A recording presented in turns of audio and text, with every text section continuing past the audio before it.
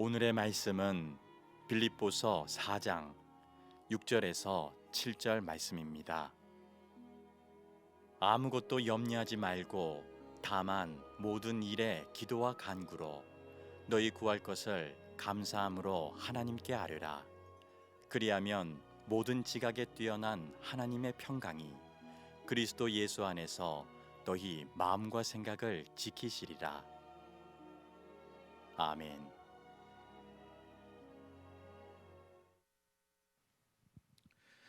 할렐루야. 우리 예수 그리스도의 이름으로 주일 예배 오신 여러분을 환영하고 축복합니다. 오늘 6월 18일 오늘 화창한 날이던데요. 오늘 이 주일 예배 오신 여러분들께 한 가지 질문을 하고 오늘 말씀을 시작해 볼까 합니다. 여러분들은 이 좋은 일요일 아침에 도대체 무슨 생각으로 이 자리에 오셨습니까? 저는 무슨 생각으로 이런 질문을 할까요? 갑자기 이런 질문을 드리니까 생각을 하게 되죠. 내가 여기 왜 왔지? 아침에 도대체 내가 무슨 생각으로 교회에 오게 됐을까? 예배 자리에 오게 됐을까? 어떤 분들은 주일날 예배하러 가는 것이 너무나 당연한 일이라서 자동적으로 몸이 교회로 향해진 분도 있을 수도 있을 것 같습니다. 어떤 분들은 실은 오늘 뭐 좀 다른 일이 있어서 예배를 가야 하나, 좀 빠져야 하나 고민하는 과정 속에서 그래도 예배가 최우선이지라는 생각으로 오늘 이 예배에 참여하게 되신 분도 있을 수 있을 것 같습니다. 또 어떤 분들은 실은 교회 갈 마음이 전혀 없는데 부모님이나 자녀나 또는 뭐 배우자나 이렇게 가족의 어떤 권면, 강권에 의해서 또는 가까운 지인분의 부탁과 이끄는 힘에 의해서 따라오신 분도 있지 않을까라는 생각도 해보았습니다. 어찌됐건 각기 다른 이유와 동기로 오늘 저와 여러분이 이 자리에 있게 된 것인데요. 결과적으로는 우리가 하나님을 예배하는 이 복된 자리의 주인공이 되었다는 것은 분명해 보입니다. 이런 의미에서 여러분이 이 자리에 오신 것을 환영하고 축복합니다. 우리가 어떤 내 앞에 벌어진 어떤 일 또는 어떤 의사결정을 해야 될 것, 내가 어떤 감정을 느끼게 되거나 어떤 행동을 하게 되는 그러한 일들, 가만히 이것을 한번 그 과정을 살펴보면요, 내 앞에 발생한 어떤 일에 대해서 그 일이 생겼기 때문에 내가 어떤 느낌을 가질 수 있죠. 화가 날 수도 있고 기쁠 수도 있고 우울할 수도 있고요. 서운할 수도 있고 또 그로 인해서 내가 어떤 행동을 하게 되기도 합니다. 화가 나서 어떤 행동을 하기도 하고요. 기분이 좋아서 어떤 행동을 하기도 하죠.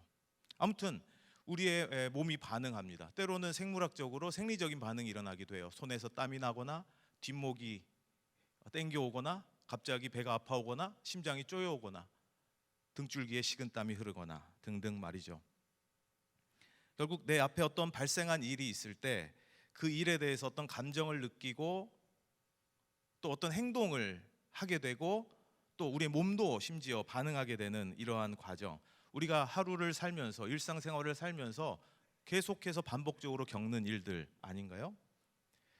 우리는 어떤 이야기를 듣거나 어떤 사건을 만나거나 어떤 질문을 듣거나 하게 될 때 우리는 거기에 대한 어떤 반응을 하게 된다는 겁니다.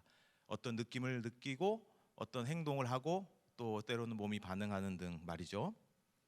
그런데 똑같은 자극을 줘도, 제가 여러분에게 아까 질문을 했잖아요. 그럼 여러분은 말씀은 하진 않으셨지만 여러 가지 생각, 느낌 이런 것들을 경험하셨을 거예요. 그런데 다 똑같지 않았을 것입니다. 같은 일에 대해서 모든 사람이 똑같이 느끼고 행동하고 반응하지 않는다는 것은 여러분 동의하시죠? 그죠? 예. 어떤 일이 딱 생겼는데 모든 사람이 똑같이 행동하고 똑같이 느끼지 않는다는 겁니다. 그래서 우리는 이렇게 얘기하지 않습니까? 나는 저렇게 생각하지 않았는데, 나는 저렇게 행동하지 않았는데 왜 저 사람 저렇게 행동하지? 왜 저 사람은 저렇게까지 흥분하지? 저렇게까지 힘들어하지? 또는 저게 뭐가 좋다고 저렇게 좋아하지? 나와 다르게 반응하는 것을 보고 우리는 의아하게 여기기도 합니다. 이게 매우 자연스러운 것이죠. 그런데 가만히 생각해 보면 이상하기도 합니다. 똑같은 자극, 똑같은 상황, 똑같은 일에 다 사람마다 왜 다르게 반응하는 것일까? 즉 자극은 똑같은데 똑같은 정보를 입력했는데 왜 결과는 다른 것일까? 이를 간단하게 정리해서 다시 표현 드려 보면요. 내 앞에서 발생한 어떤 일을 자극이라고 불러보겠습니다. 자극. 그리고 그 자극, 그 일로 발생하게 되는 어떤 감정과 행동과 몸의 반응, 이것을 반응이라고 불러보겠습니다. 즉 자극은 반응을 유발시키죠. 그렇죠? 제가 질문하면 여러분 어떤 반응을 할 겁니다. 말씀 안 하셔도 어떤 생각을 떠올릴 수도 있고, 제가 한 말에 의해서 어떤 감정이 느껴지실 수도 있고, 행동하지 않았지만 어떤 행동을 하고 싶어질 수도 있습니다. 제 말을 듣고 얼굴이 빨개질 수도 있고, 손에 땀이 나거나 긴장감이 느껴질 수도 있습니다. 자극은 반응을 유발합니다. 그런데 모든 사람이 동일한 자극에 동일한 반응을 보이지 않더라는 사실을 제가 지금 강조해서 설명드리고 있는 것입니다. 오늘 설교 제목을 제가 그리스도인의 자동적 사고라고 제목을 붙여보았는데요. 그와 관련된 이야기를 좀 시작해 볼까 합니다. 자, 사람들은 어떤 자극을 접하게 될 때, 이 자극은 굉장히 다양할 수 있습니다. 어떤 사람이 여러분에게 어떤 말을 한 것일 수도 있고요. 여러분이 마주하게 된 어떤 사건일 수도 있고요. 또는 요즘 고민하고 있는 어떤 일들일 수도 있고, 여러 가지 관계적인 상황에서 생기는 일들일 수도 있고요. 일상적인 일 또는 내가 지금 해결해야 될 어떤 고민거리, 기도 제목, 뭐든 우리에게는 자극으로 다가옵니다. 그것이 결국 나에게 어떤 감정과 행동을 하게 만드니까요. 어떤 사람이 어떤 자극을 접하게 되는 순간 이런 것이 있다고 합니다. 여러분 한번 잘 생각해 보세요. 누구한테 말을 듣거나 어떤 일을 목격하게 되거나 어떤 사건을 경험하게 되거나 어떤 뉴스를 보게 되거나 또는 어떤 관계 상황에서 어떤 일을 접하게 될 때 그 순간 자동적으로 스쳐 지나가는 생각이 있다고 합니다. 이런 거 말이죠. 여러분 너무 급해서 신호가 켜지지 않았는데 그냥 불법으로 아무도 차도 안 오고 하니까 유턴을 탁 했어요. 유턴을 했는데 유턴 하자마자 저 앞에 경찰차가 있어. 그럼 여러분 어떤 생각이 자동적으로 여러분이 떠올린 거 아니에요. 그 생각이 순간 스쳐 지나갑니까? 아, 망했다. 뭐 이런 거 있잖아요. 어떤 순간 내 의지와 상관없이 그냥 자동적으로 떠올라서 그 생각이 스쳐 지나가요. 이것을 아론 백이라고 하는 미국의 정신의학자는 자동적 사고라고 불렀어요. 오토매틱 띵킹. 자동적으로 생각이 되는 현상을 자동적 사고라고 불렀는데, 우리는 가만히 생각해 보면요, 수많은 자동적 사고의 영향을 받고 살아가는 존재인 것 같습니다. 이 아론 백이라는 정신의학자는 상담과 심리치료를 부탁하는 우울증 환자들을 대상으로 많은 연구를 했는데요.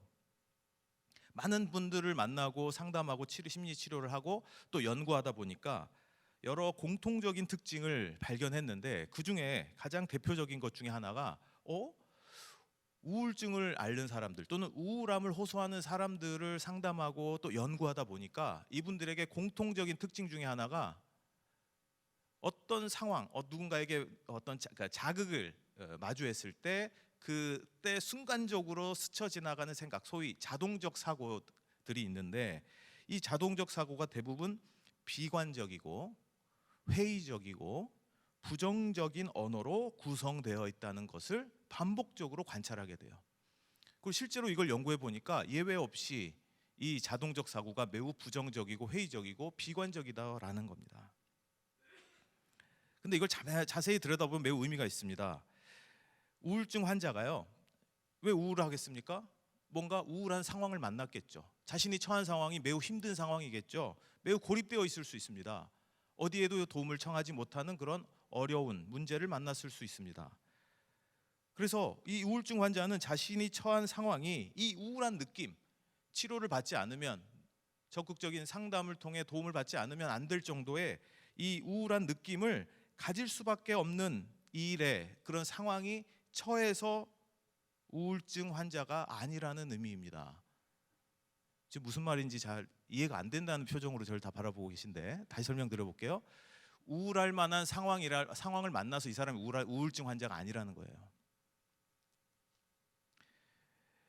우울증 환자는 자신이 처한 상황이 우울한 느낌을 가질 수밖에 없는 일이라서가 아니라 자신이 처한 상황에서 발생하는 스쳐 지나가는 누군가 말을 했을 때, 어떤 일을 만났을 때, 어떤 사건을 접할 때, 혼자 있을 때, 그때마다 자신이 그 어떤 상황에서 발생하는 자동적 사고가 있는데 그 생각의 언어들이, 내용들이 비관적이고 회의적이고 부정적인 언어로 구성되어 있기 때문에 우울하다는 거예요. 그 반응으로 그 스쳐가는 생각에 영향을 받아 우울한 느낌과 그에 따른 행동을 하게 되는 것이 우울증이라는 것입니다. 그러면 반대로 매우 힘든 상황인 건 마찬가지예요. 그런데 그 순간에 스쳐 지나가는 자동적 사고가 좀 덜 비관적이거나 덜 회의적이거나 덜 부정적인 것, 아니면 조금 더 나아가 희망적이거나 적극적이거나 긍정적인 것이라면 똑같이 힘든 상황이에요. 똑같이 우울할 만한 상황이야. 그럼에도 불구하고 그 반응이 우울이나 비관이 아닌 다른 반응을 경험할 수 있다는 가설입니다. 이 사람 왜 우울할까요? 이 사람 처한 상황이 이렇게 힘들어서 이 사람 우울해가 아니라는 거예요. 이 사람은 그런 상황에서 어떤 생각들이 떠오르는데, 스쳐 지나가는데, 그 끊임없이 스쳐 지나가는 떠오르는 생각들이 대부분 부정적이고 회의적이고 비관적이기 때문에 우울할 수밖에 없는 거예요. 그럼 스쳐 지나가는 자동적 사고가 비관적이고 회의적이고 부정적이지 않다면 이 사람은 우울하지 않을 수도 있나요? 이 아론백은 예스라고 대답하는 겁니다. 그렇다는 겁니다. 실제로 이 가설대로 작동될까요? 작동됩니다. 아론백의 그 소위 인지행동 치료라고 부르는 요법이 있는데요. 상담 이론 기법인데요. 제가 아주 단순화해서 설명드리긴 했지만 이러한 방식으로 사람들을 돕는 기법이, 이러한 어떤 접근법이 현대 21세기 상담 이론에서 가장 영향력 있는 상담 기법입니다. 바로 이런 원리는 수많은 연구를 통해서 객관적으로 검증되기도 했습니다. 그래서 많은 사람들의 회복과 성장을 돕는 방법으로 활용되고 있습니다. 자, 지금 제가 말씀드린 가장 중요한 원리는요, 내가 힘든 일을 만나서 우울하고 무기력하고 우울증 약을 먹어야 되는 상황이 아니라 그 힘든 상황에 스쳐 지나가는 떠오르는 생각들이 어떤 생각들이냐에 따라 내가 우울감에 완전히 사로잡힐 수도 있고 그렇지 않을 수도 있다는 그러한 일반적인 상담 이론 원리를 설명드린 겁니다.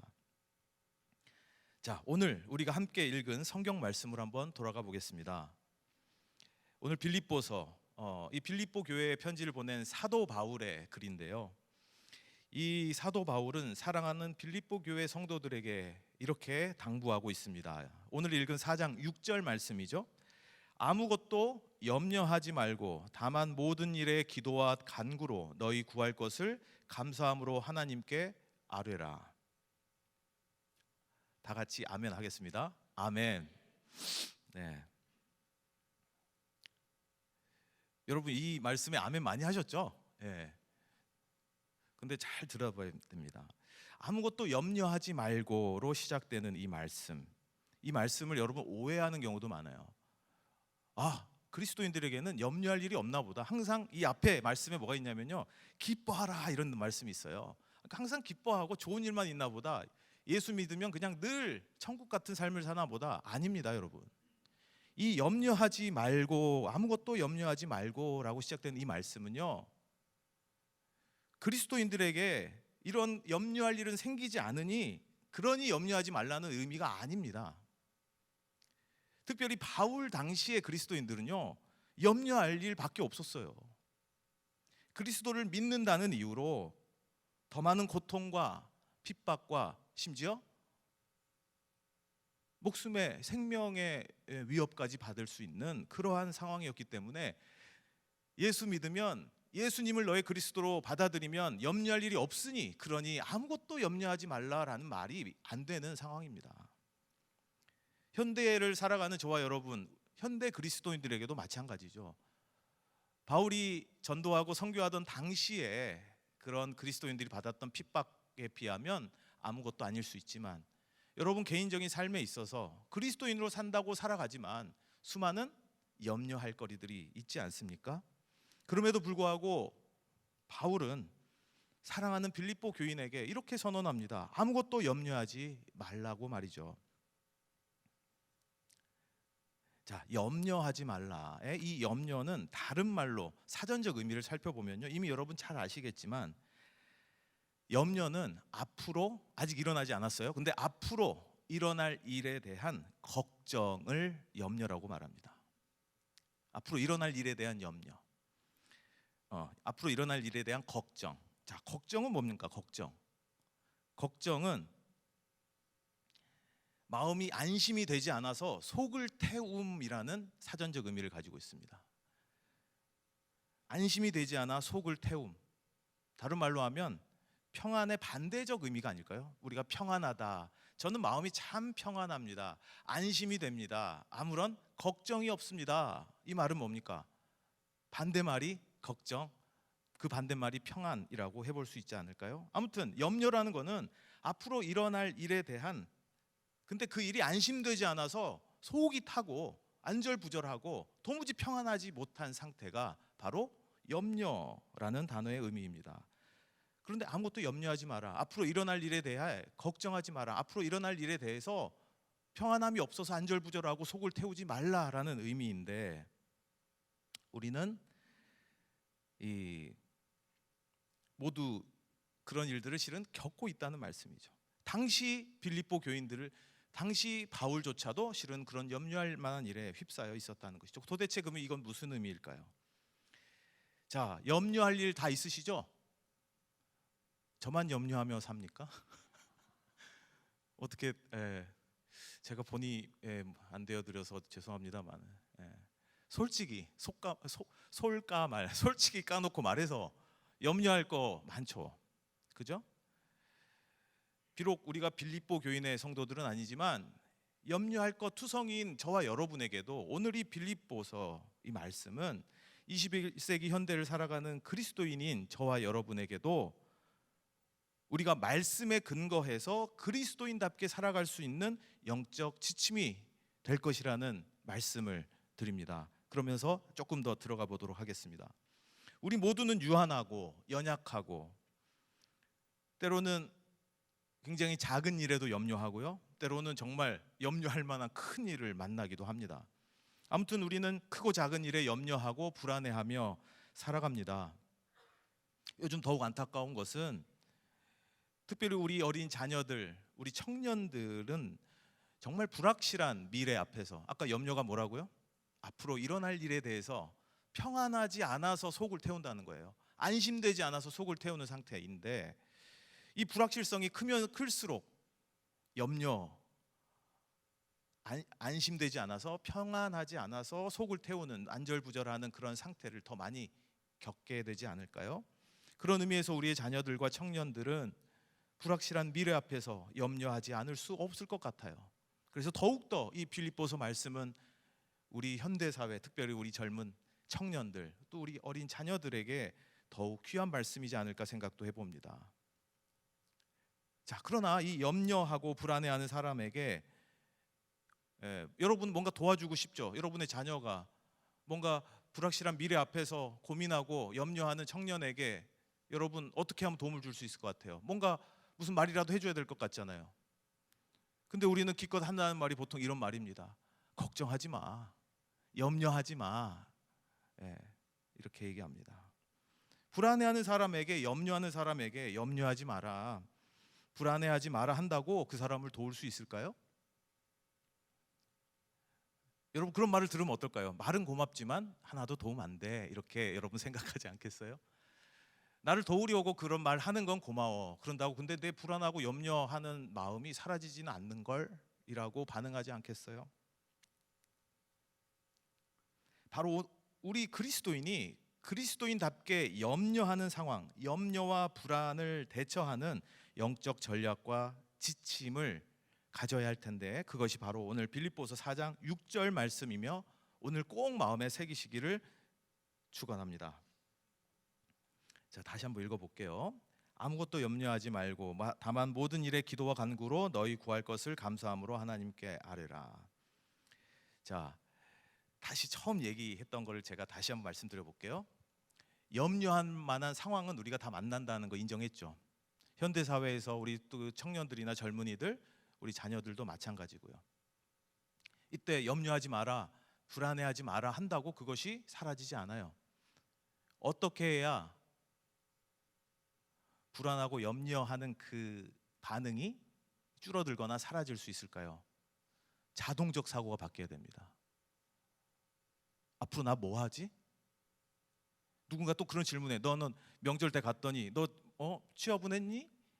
너 앞으로 뭐 할 거니? 넌 꿈이 뭐니? 이런 얘기를 들을 때마다 우리 청소년들은 열나 짜증난다 그래. 왜? 답이 안 떠오르는데, 자기는 아이디어가 없어요. 뭐라고 대답할지 모르겠고 자기도 생각해도 막 떠오르질 않는데 자꾸 물어보니까. 그런데 문득 자꾸 그런 질문이 있고 자신 안에 답은 없고, 내 안에서도 청소년기가 되면 스스로 질문이 떠오르거든요.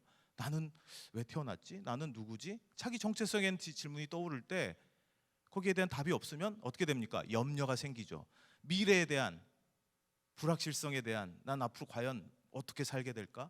먹고는 살까? 요즘 다 힘들다던데 나는 완전히 루저로 살지 않을까? 그런 생각이 계속 걱정, 염려가 생기지 않겠습니까? 바로 이런 걱정, 염려 왜 생겼어요? 염려할 만한 상황, 누군가 질문하거나 자신 안에 떠오르는 질문을 딱 만났을 그 자극에 어떤 생각이 스쳐 지나가요?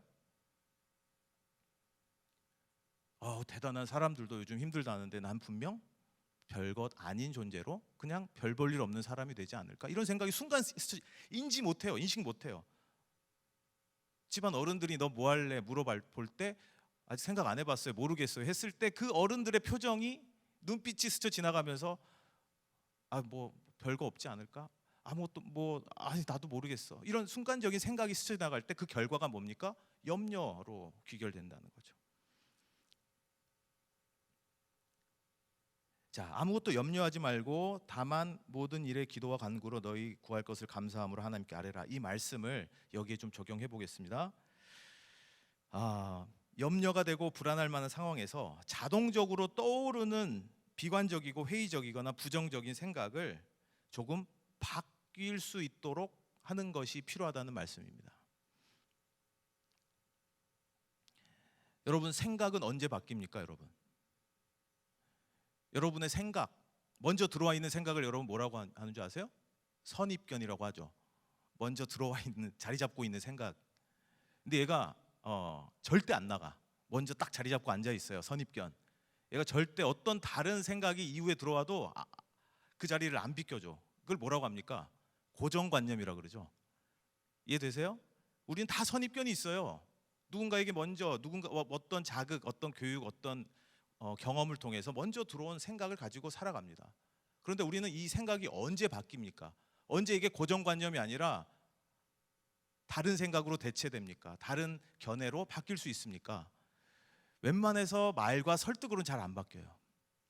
내가 직접 경험할 때, 이게 아니었구나. 나는 이게 맞는 줄 알고 살았는데 내가 경험해보니, 내가 겪어보니 내가 바보같이 생각하고 살았네.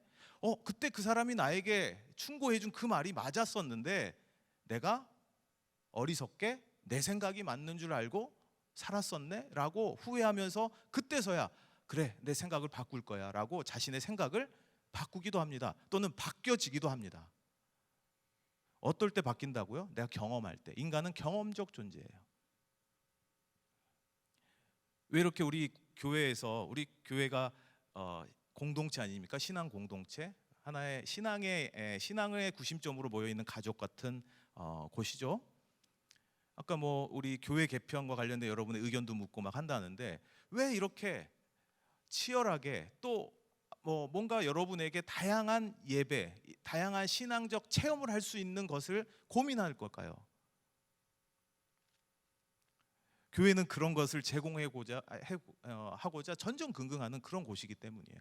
어떻게 하면 한 사람이라도 새로운 경험을 하게 할 수 있을까? 신앙적 경험, 영적 경험을 하게 할 수 있을까? 그런 여러 가지 노력들입니다. 여러분 적극적으로 참여해서 여러분들도 경험을 많이 하실 수 있으면 좋겠어요. 여러분, 우리 생각은 경험을 통해 바뀝니다. 자, 오늘 말씀 보겠습니다. 6절 말씀 계속 반복해서 우리가 읽고 있는데요. 아무것도 염려하지 말고 뭐 하라고요? 모든 일에 기도와 간구로 너희 구할 것을 감사함으로 하나님께 아뢰라. 염려가 들 때 우리가 어떤 경험을 해야 되냐면요, 기도의 경험을 여러분 가지고 있으셔야 돼요. 간구, 기도긴 기도인데 간절히 구하는, 간청하는 경험을 여러분 가지고 있으셔야 돼요. 그리고 너희 구할 것을 감사함으로 하나님께 아뢰라. 감사함의 경험이 여러분에게 있으셔야 돼요. 그러니까 교회는 그런 것들을 제공하는 곳입니다. 기도할 수 있는 기회, 기도할 수 있는 경험, 기도할 수 있는, 간구할 수 있는 장소. 여러분, 우리가 뭔가 어려운 상황, 염려가 될 만한 상황에 있지만 그리스도인이 달라야 하는 다른 것 중에 하나는요, 감사함이라고 하는 새로운 행동을 노력하는 거예요. 감사함은요, 저절로 되지 않습니다, 여러분. 여러분, 건강해지려면 운동하죠. 매일 운동하죠. 조깅하죠. 뭐 이렇게 이제 홈트라고 하나요? 집에서 좀 이렇게 웨이트 트레이닝도 하죠. 왜 합니까? 건강해지려고 하죠. 하기 싫잖아요. 근데 억지로 하죠. 시간 내서 하죠. 단짠 음식 너무 맛있잖아요. 줄이려고 하죠. 억지로 줄이려고 그래요. 입에 너무 맛있는데. 억지로 또는 의식적으로 노력해서 나의 건강을 위해서 애를 쓰죠. 여러분, 영적 건강함을 위해서 많은 노력들이 필요하지만 그 중에 아주 중요한 것 중에 하나가 뭐냐면 감사하는 겁니다. 근데 노력하셔야 돼요. 억지로 해야 돼요. 찾아야 돼요. 감사할 거를. 자연스럽게 이게 참 감사하다 떠오르는 것만 감사해서는 감사할 게 거의 없어요. 감사함으로 하나님께 아뢰라. 이거 노력이 필요한 일입니다. 여러분, 기도하고 간구하고 감사함으로 하나님께 아뢰라. 이런 행동을 하라는 거예요. 이런 노력을 하라는 겁니다. 우리가 해야 될 것은 염려가 들 때, 염려할 일이 안 생긴다는 것이 아니라 염려가 들 때 여러분 약간 억지일 수 있어요. 억지스럽게, 그러니까 억지로 해야 될 수 있어요. 기도가 안 나오는데 그래도 해야 된다는 거예요. 감사할 게 없어요. 그래도 찾아보라는 거예요. 그렇게 해보라는 거예요. 그런데 그 결과가 너무나도 놀랍습니다. 7절 말씀이 뭡니까? 너희 염려할 거 너무 많지. 사는 거 힘들지. 이 염려가 들려고 할 때 염려하지 말고 일단 뭐 하냐면 기도하고 간구해봐. 그리고 하나님께 아뢰을 때 감사할 것도 찾아봐. 그렇게 기도하고 하나님 안에서, 예수 그리스도 안에서 감사할 거를 하나라도 찾아보면서 하나님께 기도하고 간구하고 아뢰면 어떤 일이 생기느냐? 그리하면 모든 지각에 뛰어난 하나님의 평강이, 자, 평강, 일종의 이제 피스 또는 평안함이죠. 아까 걱정의 반대말이 뭐라고요? 평안. 그러니까 여러분, 신앙적 체험이 있는 분들에게 이런 말씀 많이 들었을 것입니다. 제가 하나님께 받은 최고의 선물은 세상이 줄 수 없는 평안함을 경험하는 것입니다. 저 너무 힘들었는데요, 기도하고 났더니 마음에 평안함이 찾아왔어요. 이거는 여러분 반드시 그리스도인이라면 체험하셔야 할, 경험하셔야 할 놀라운 일입니다. 자, 그리스도인이 그리스도인답게 산다는 것, 염려하지 않고 늘 기쁘고 감사하면서 산다는 것으로 점프하면 안 돼요. 그런 모습을 보면서 저 사람은 크리스찬이니까 저렇게 늘 기쁘고 행복한가 보다, 그 결과일 수 있어요. 하지만 그 과정은 결코 쉽지 않을 수 있습니다. 자, 그 다음에 그 평안한 마음이 우리에게 들면 그리스도 예수 안에서, 그 평강이 그리스도 예수 안에서 너희의 마음과 무엇을 지킨다고요? 생각을 지키신다고 그랬어요. 생각을. 우리가 문득문득 떠오르는 생각, 어떤 일을 마주했을 때 드는 생각, 소위 자동적 사고가 우리의 삶에 영향을 많이 미칩니다. 그런데 그리스도의 평강이, 그 평안함이 내 안에 자리 잡고 있으면 우리가 불쑥불쑥 떠오르는 생각에 영향을 미친다는 거예요. 여러분, 그래서 어떤 일을 만났을 때 딱 떠오르는 생각이 어때요? 너 커서 뭐 할 거니? 너 앞으로 뭐 할 거니? 너 지금 취업 준비 잘 안 된다, 취업 요즘 안 된다는데 어떻게 지내니? 라고 했을 때 순간 답답할 수 있죠. 불확실할 수 있죠. 하지만 어떤 생각도 떠올릴 수 있으면 그리스도인다운 걸까요? 하나님의 평강이 주는 생각, 때로는 그런 생각을 떠올려보는 연습을 하는 것도 매우 도움이 됩니다. 이게 상담에서 하는 거예요. 아까 그 원리로 사람이 변한다 그랬잖아요. 회복이 된다고 했잖아요. 우울증이 치료된다고 했잖아요. 하나님 함께 하실 거야. 나는 진짜 지금 아무것도 모르겠어. 근데 분명 하나님께서 나를 인도하실 거야 라는 생각이 스쳐 지나간다면 여러분 염려가 될까요? 덜 염려되거나 어느 정도 평안한 마음으로 내가 뭔가 현재 해야 될 일들에 집중할 수 있을까요? 이런 생각들이 우리에게 떠오를 수 있어요. 이게 그리스도인의 믿음 아닌가요? 내가 그리스도인이라면 남들이 염려하는 일에 나도 염려할 수 있죠. 염려가 들 수 있습니다. 근데 그리스도인이라면 하나님께 기도하고 간구하고 감사함으로 아뢰면서 마음의 평강을 경험할 수 있는 특별한 경험을 소유해야 합니다. 그리고 그 경험에 의해서 우리는 이런 생각을 할 수 있게 돼요. 막연한 미래, 불확실한 미래, 앞일에 대한 걱정, 염려 앞에 하나님께서 나와 함께 하실 거야 라는 생각을 자동적으로 떠올릴 수 있게 되면 하나님께서 나를 인도해 주시지 않겠어? 염려하지 말라라는 그 말씀이 결국 하나님께서 날 책임져 주신다는 의미 아니겠어? 라는 생각이 자동적으로 스쳐 지나갈 수 있는 사람이라면 그분은 분명 하나님을 신뢰하고 믿음이 있는 그리스도인이라고 할 수 있지 않겠어요? 이 하나님의 평강이 걱정, 근심, 염려, 불안 이런 것이 아니라 하나님의 평강이 우리를 지켜주신다는 겁니다. 우리의 마음과 생각을 지켜주신다는 겁니다. 그럼 그때 우리의 자동적 사고가 어떤 일을 만났을 때 떠오르는 생각이 세상의 염려, 걱정과는 다른 바로 믿음의 사람 그리스도인의 자동적 사고로 나타날 수 있다는 것입니다. 여러분, 오늘 이 말씀이 걱정과 염려 많은 이 세상을 살아갈 저와 여러분에게 든든한 영의 양식이 되시길 축복합니다. 여러분, 염려가 들 때 내가 지금 어떤 생각들이 떠올라서 영향받고 있는지 한번 잘 생각해 보세요. 내가 이런 생각들을 하니 당연히 염려되고 걱정되고 한숨밖에 나오는 게 당연하지. 그때 뭐 하세요? 기도하세요. 어떤 분은 저에게 기도가 됐습니까? 기도해도 하나도 안 바뀌던데요. 하나님 하나도 안 들어주시던데요. 기도한다고 즉시 도깨비 방망이처럼 뚝딱하고 뭐가 바뀌는 것 아닐 수도 있습니다. 그렇지 않은 경우가 더 많죠. 하지만 여러분의 걱정, 염려에 사로잡힌 여러분의 해야 될 하나의 중요한 행동 중에 하나예요. 그러면 하나님께서 일단 무엇을 약속하셨느냐? 하나님의 평강을 주신다고 약속했어요. 그리고 그 하나님의 평강이 여러분의 생각을 지키신다 약속했어요. 그럼 여러분은 더 이상 염려하고 걱정하고 하는 그 악순환에서 그리스도인답게 세상의 방식과는 다르게 살아갈 수 있는 그리스도인답게 사는 신앙인이 될 수 있어요. 그리고 모든 일에